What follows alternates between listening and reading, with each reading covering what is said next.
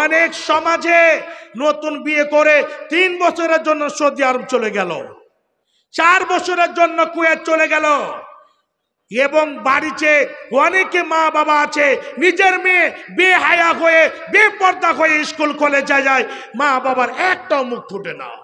জি পরে কথা হতে হতে একদিন বলছে কলকাতা যাবে না, কলকাতা চলো, দেখেন বাড়ির পরিবেশ কেমন, বাড়িতে মা বাবা কেমন, বাড়ির পরিবেশ কেমন তৈরি করেছে। মেয়ে বলছে একবার চলো ভিক্টোরিয়া পার্ক থেকে ঘুরে আসি, একবার চলো হাজারদুয়ারি মতিঝিল পার্ক থেকে ঘুরে আসি।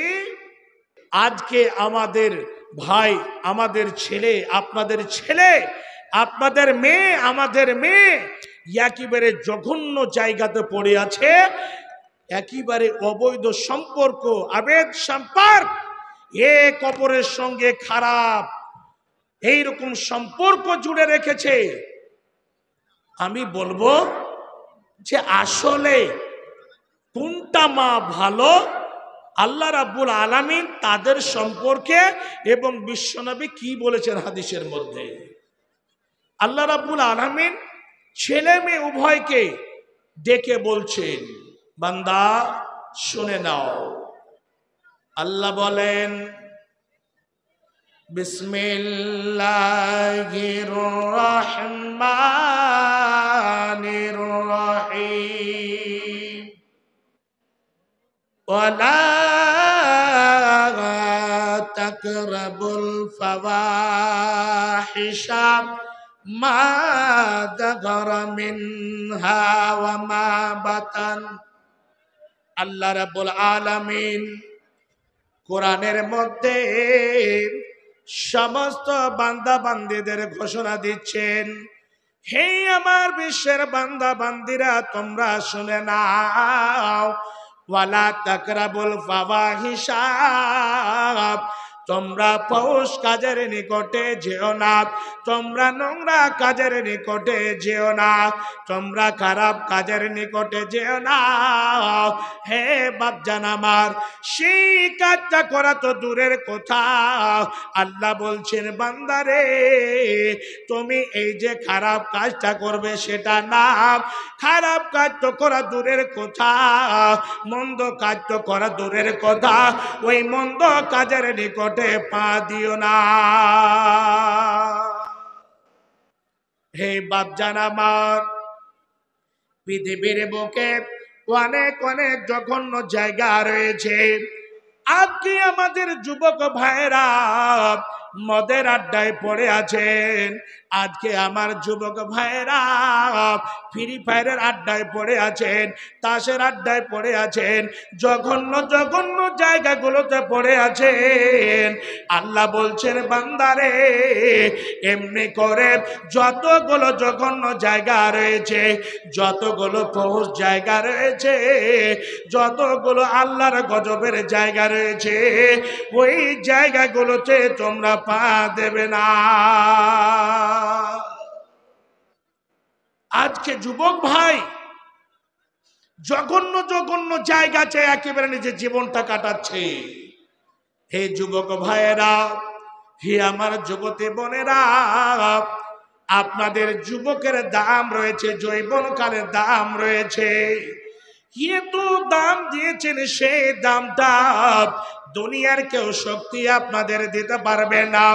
আপনার যৌবনকালের যেটা মূল্য রয়েছে বন্ধু, সেই যৌবনকালের মূল্যটা পৃথিবীর কেউ শক্তি দিতে পারবে না। এমন একটা সময় আসবে হে যুবক ভাই, আপনি যদি নিজের যৌবনকালটাকে ভালো কাজে কাটান, নোংরা কাজে যদি না কাটান, অশ্লীল কাজে যদি না কাটান, অবৈধ কাজে যদি না কাটান, আল্লাহর বিধিবিধান এর মধ্যে যদি কাটান, আল্লাহর সিদ্ধসানা করবেন, জিকির আজকার কোরআন তেলাওয়াতের মাধ্যম দিয়ে কাটবে, এইরকম ভাবে যদি কাটাতে পারেন, বিশ্বনবী বলছেন শুনে নাও, এমন একটা সময় আসবে যেদিন সমস্ত মানুষ তার আগে করবে, কোনো ছায়ার জায়গা থাকবে না। সেই দিন দিন আল্লাহর আরশ আজিম ছাড়া অন্য কোনো ঘর বাড়ি গাছ গোছালি থাকবে না। সেই দিন সমস্ত মানুষ ঘামে, কেউ হাঁটু থেকে খাবে, কে কমল থেকে খাবে।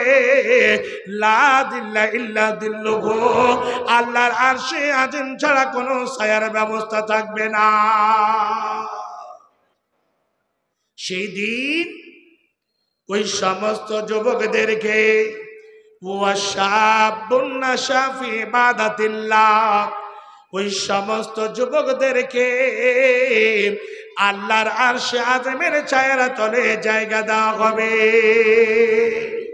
হে যুবক ভাই, আজকে আপনি নিজের যৌবনটাকে খারাপ মেয়ের সঙ্গে সম্পর্ক জুড়ে এমন ভাবে খারাপ করেছেন। হে আমার যুবতী বোন, আপনাদের সম্মান আল্লাহ রাব্বুল আলামিন দিয়েছেন। এই সম্মানটাকে যদি পৃথিবীর বুকে এই রকম করে খারাপ করে দেন, খারাপ সম্পর্ক জুড়ে যদি খারাপ করে দেন, তাহলে এমন একটা সময় আসবে সেই দিন এইরকম ভাবে জাহান্নামে জ্বলন্ত আগুনে জ্বলতে হবে। সেই দিন আর কোনো বাঁচার পথ থাকবে না। আল্লাহ বলছেন বান্দা খাস করে শুনে রে, পৃথিবীর বুকে যদি তুই লুকায়িত ভাবে করিস মা জাহারা মিন খাওয়া মা বাতান, আল্লাহ বলছেন বান্দারে তোমরা যদি খাস করে প্রকাশ্য ভাবে খারাপ কাজে যাও বা লুকায়িত ভাবে যাও, তুমি মনে করো আমার গ্রামের মন্ডল সর্দার কেউ দেখতে পেল না, আমার গ্রামের মোল্লা সাহেব দেখতে পেল না, আমার মা বাবা কেউ শুনতে পেল না, আমি কানে ইয়ারফোন লাগিয়ে নিয়ে একজন এইরকম গায়ের মুখরিমা মেয়ের সঙ্গে কথা বলবো, রাত রাত জেগে জেগে কথা বলবো। হে ভাই, আল্লাহ বলেন বান্দারে আমি সব জায়গা থেকে অবগত, আমার এইরকম জায়গা থেকে কেউ বাঁচতে পারবে না। জি, আপনি মনে করছেন যে এই জায়গাতে কেউ দেখতে পেল না, কেউ শুনতে পেল না, এই যতদিন থেকে।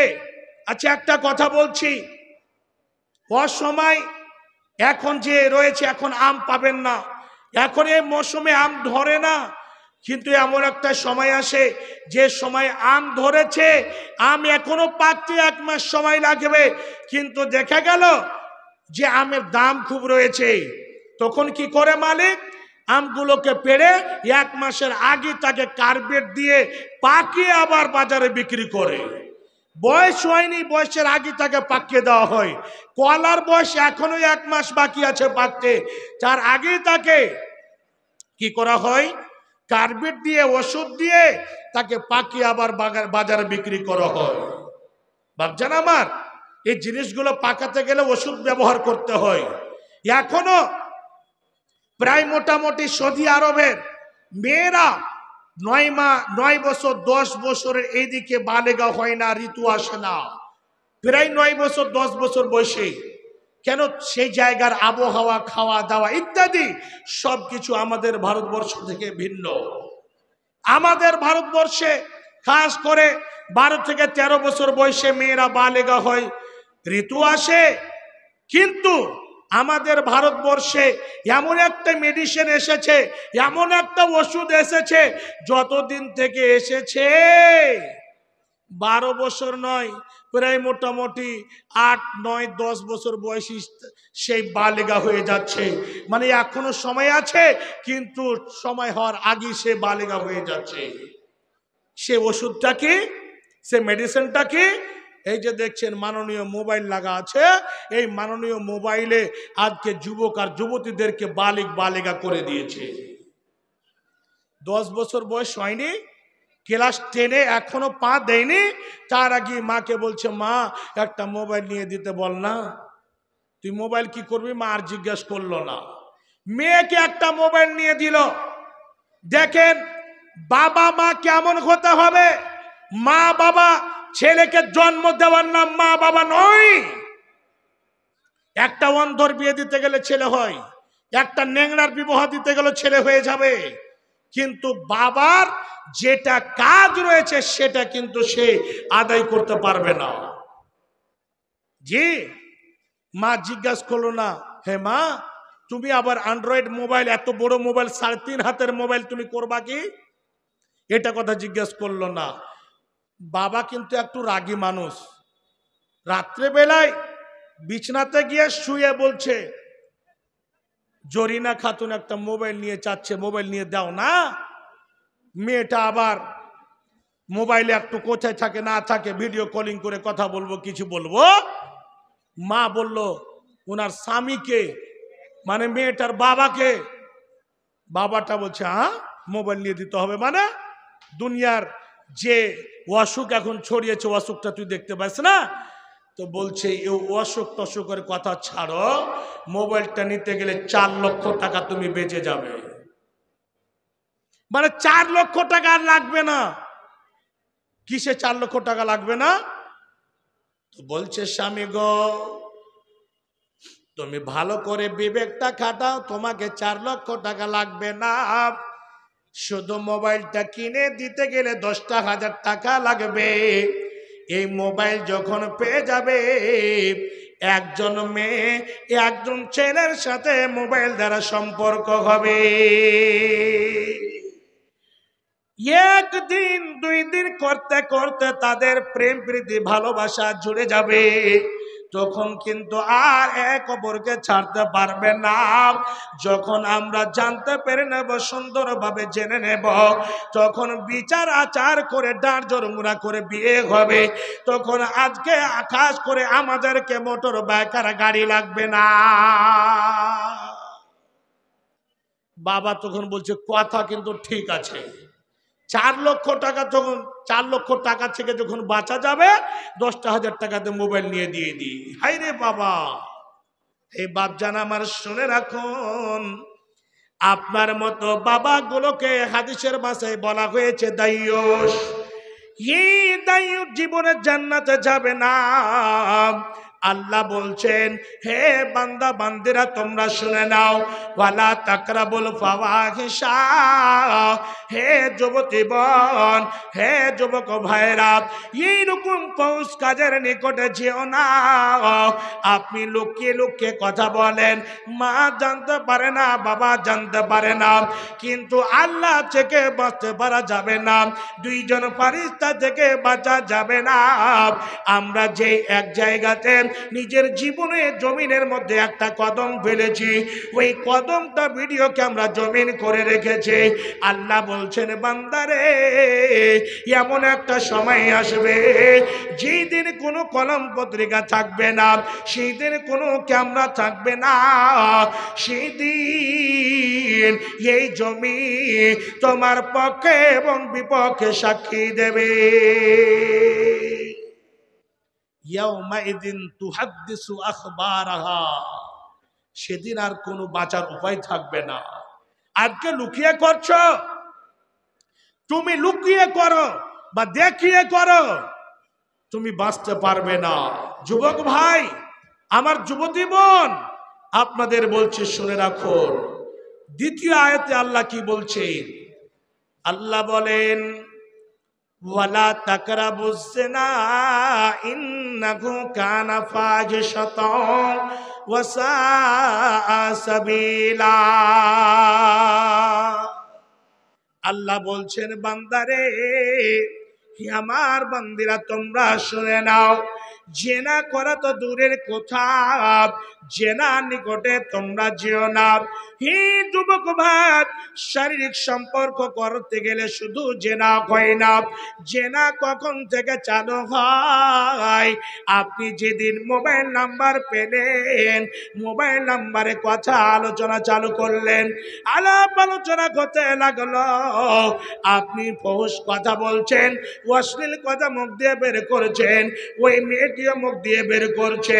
ওই যে মুখ দিয়ে কথা আলোচনা করলো, আলাপ আলোচনা চালু হয়ে গেল, প্রেম প্রীতি ভালোবাসার কথা চালু হয়ে গেল, সেই দিন থেকে আপনার মুখের জেনা চালু হয়ে গেল।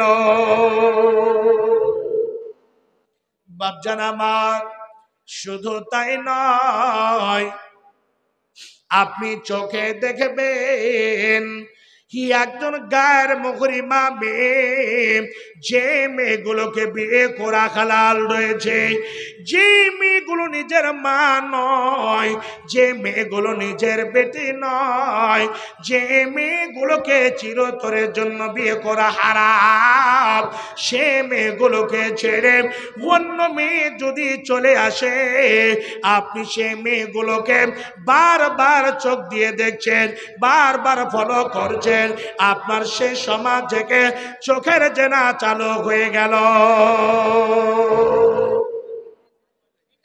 আপনার মুখের জেনা, আপনার চোখের জেনা। তারপরে কতদিন পরে কথা হতে হতে একদিন বলছে কলকাতা যাবে না, কলকাতা চলো, দেখেন বাড়ির পরিবেশ কেমন, বাড়িতে মা বাবা কেমন, বাড়ির পরিবেশ কেমন তৈরি করেছে।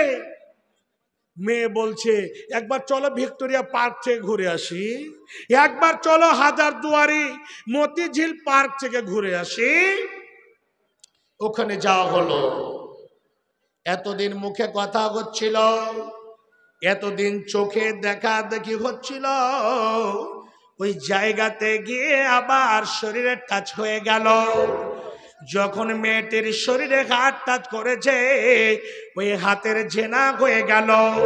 হে বাপজান আমার, যখন আপনি দেখলেন, চোখ দিয়ে দেখলেন, হাত দিয়ে স্পর্শ করলেন, অন্তরে পরিকল্পনা চালু হয়ে গেল। হে বাপজান আমার, শুনে রাখুন, আপনার হাতের জেনা গেল, অন্তরে বাবা চিন্তা করতে লাগলেন, অন্তরে জেনা চালু হয়ে গেল। যখন এইরকম ভাবে করতে করতে আপনি পায়ে যে হেঁটে গেলেন, পায়ের জেনা চালু হয়ে গেল। বিশ্বনবী বলছেন শুনে নাও, যখন একজন গায়ের মুহরিম পুরুষ থাকে, ওখানে যদি একজন গায়ের মুহরিমা মেয়ে থাকে, তৃতীয় জন ওয়াসালিসুম শয়তান, তৃতীয় জন সেই জায়গাতে শয়তান থাকে। শয়তান কি করবে? ওই ছেলেটার অন্তরে ওয়াসওয়াসা দেবে, মেয়েটার অন্তরে ওয়াসওয়াসা দেবে।